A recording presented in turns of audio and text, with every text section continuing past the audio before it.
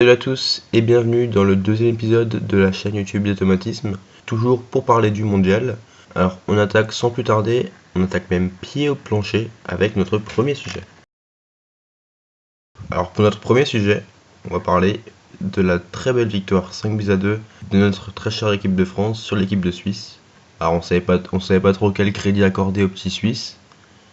Au final on est passé dans leur défense comme dans des gruyères et on a rapidement fait sauter la banque pour inscrire 5 buts. Ce qui ressort de ce match, pour moi, c'est d'abord les choix de Deschamps. C'est absolument incroyable ce qui se passe.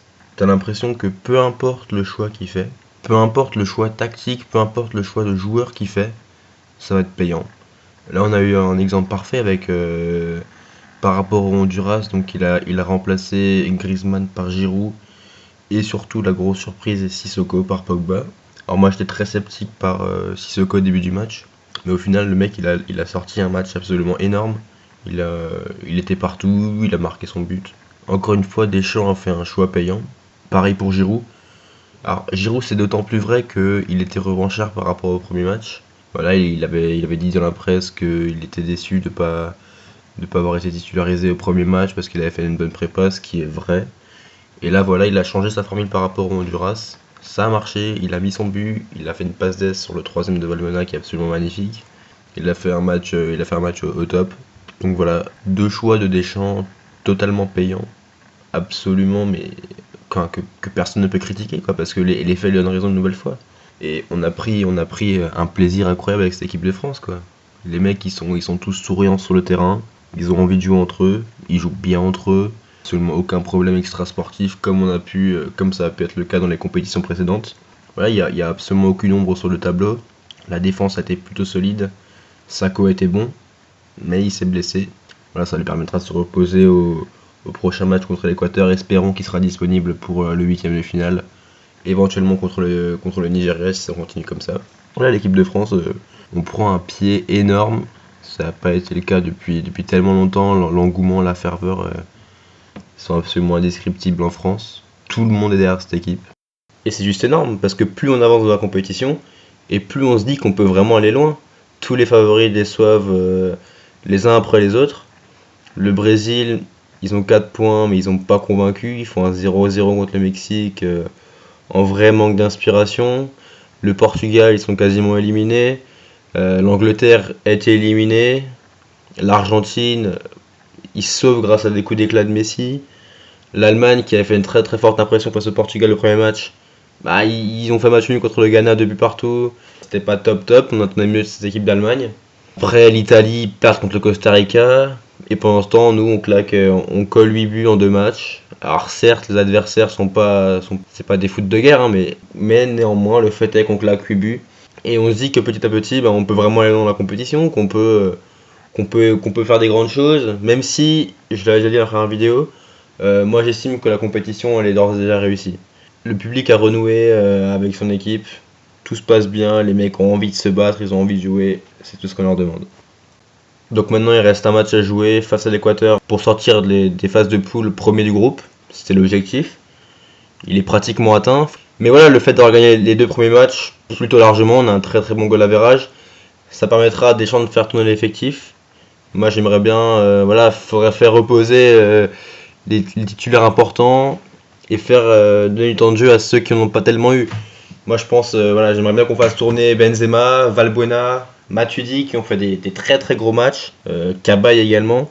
Voilà, qu'on fasse jouer titulaire Giroud, qu'on fasse jouer Griezmann titulaire, voilà, qu'on continue avec Sissoko, il était pas mal.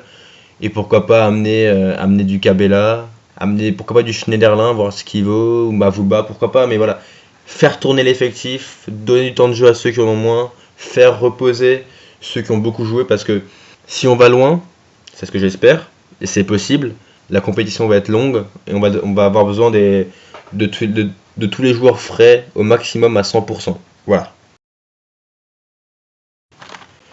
Alors je vais maintenant aborder le deuxième sujet de cette vidéo, un sujet qui me tient à cœur, puisqu'on entend à peu près tout et son contraire sur le sujet depuis le début de la Coupe du Monde, mais bien avant aussi. Et ça a été amplifié par la Coupe du Monde.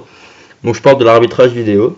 Alors l'arbitrage vidéo, Voilà, il y a eu énormément de polémiques entre penalty, pas penalty, faute, pas faute, simulation, simulation non sifflée, simulation sifflée, faute, faute non sifflée. Il n'y avait pas de faute, mais ça a été sifflé. Enfin bref, c'est absolument un bordel monstre. Voilà, on entend tout le monde se plaindre sur l'arbitrage.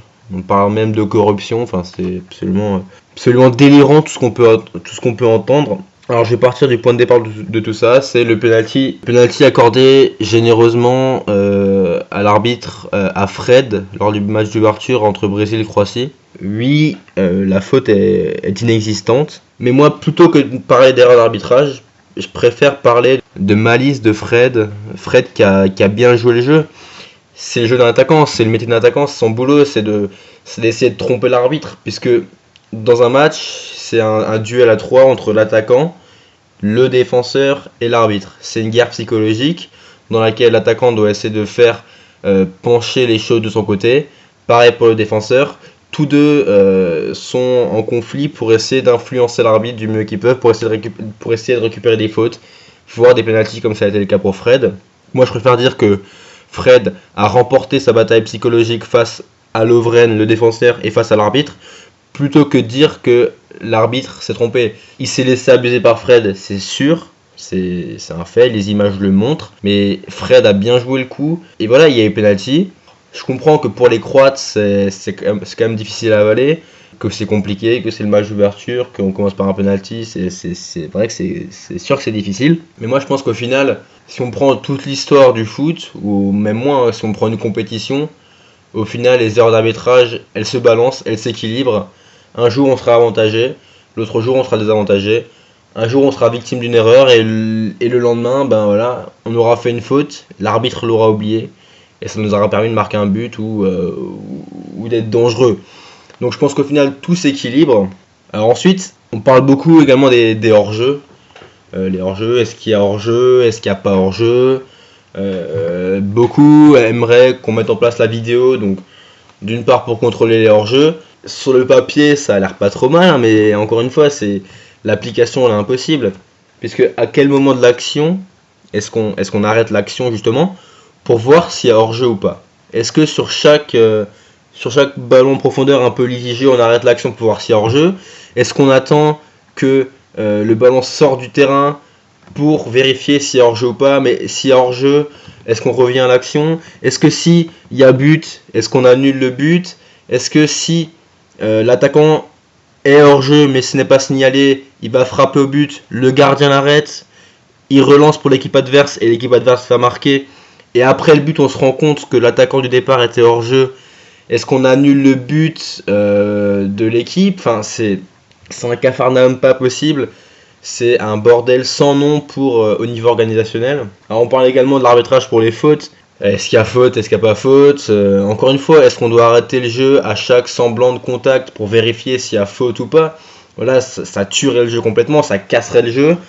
Est-ce qu'on doit uniquement, comme on l'entend, mettre l'arbitrage vidéo pour voir les contacts dans la surface? Mais là c'est pareil, est-ce qu'au moindre contact on doit arrêter le jeu pour voir s'il y a faute ou pas? Parce qu'il faut quand même savoir que sur les corners, des accrochages, il y en a, mais il y en a des centaines à tous les matchs, hein. Des accrochages, il y en a à la peine. Donc est-ce qu'on regarde le moins d'accrochages pour siffler penalty ou pas? Sachant en plus de tout ça qu'il y a énormément de fautes où on a beau revoir le ralenti 10, 15, 20 fois, on n'arrive toujours pas à se prononcer. Il y a toujours un mec qui va dire oui mais regarde là, il est déséquilibré. Après tu auras un mec qui va dire ouais mais ça suffit pas pour siffler penalty. Ouais mais quand même, voilà, il perd le contrôle du ballon, l'autre touche pas le ballon. Enfin voilà, sur beaucoup d'actions, les gens ne sont pas d'accord. Donc comment est-ce qu'on fait? On fait un vote à main levée dans le stade? Enfin c'est absolument impossible. Enfin, au-delà de l'aspect purement technique, de l'aspect incrémental de la chose, de son application concrète, il y a un autre problème vis-à-vis de la vidéo qui me gêne moi, qui est d'ordre plus sportif. Voilà, c'est un peu ce que je disais au début. C'est un jeu d'intox entre l'attaquant, entre le défenseur, entre l'arbitre. Le plus malin va gagner, le plus malin va influencer l'arbitre. Et c'est partie du sport. Les erreurs font partie du sport, tout comme les injustices font partie du sport. Et c'est aussi ça qui fait le charme du sport, c'est la beauté du sport. Et au final, ce qu'on retient, on retient bien souvent plus les injustices du sport que que les moments où il y a eu justice. On se souvient quoi? On se souvient de la main de Dieu de Maradona, où c'est certainement la plus grande injustice du sport. Mais au final, c'est ça qu'on retient. C'est un élément qui restera gravé à jamais dans l'histoire du foot. C'est un élément pilier de l'histoire du foot. Alors par contre, pour le coup, là où je suis plus pour utiliser la technologie, c'est dans la goal line technologie. C'est vraiment, pour moi, le seul élément qui a une vraie utilité et dont l'application concrète ne pose pas de soucis et dont elle est efficace. On l'a vu lors de France-Honduras sur le but de Benzema. C'est très simple, le ballon est rentré dans le but, l'arbitre a reçu une vibration sur sa montre, le but est accordé, il n'y a aucune discussion. Et là, une nouvelle fois, attention, ce n'est pas de la vidéo, parce qu'on a vu, même après 10 ralentis, c'était impossible de se prononcer. Après les 10 ralentis vidéo qui ont été diffusés par les télés, impossible de savoir si ça but ou pas. C'était bien de la 3D, la technologie 3D sur la ligne de but avec des caméras dans les poteaux, je sais pas comment ça fonctionne, et dans la balle qui ont permis de déterminer clairement si oui ou non le ballon est rentré. En l'occurrence, il est rentré. Et c'est encore une fois, c'est pas la vidéo. Et là, pour le coup, c'est instantané pour l'arbitre. Il reçoit une vibration, le but est accordé, point barre, aucune contestation possible. C'est ainsi que s'achève notre deuxième vidéo sur la page YouTube des automatismes. Alors, si ça vous a plu, pouce vert, abonnez-vous, machin. Et comme d'hab, Instagram, Twitter et Facebook, on est everywhere. À ciao, bonsoir.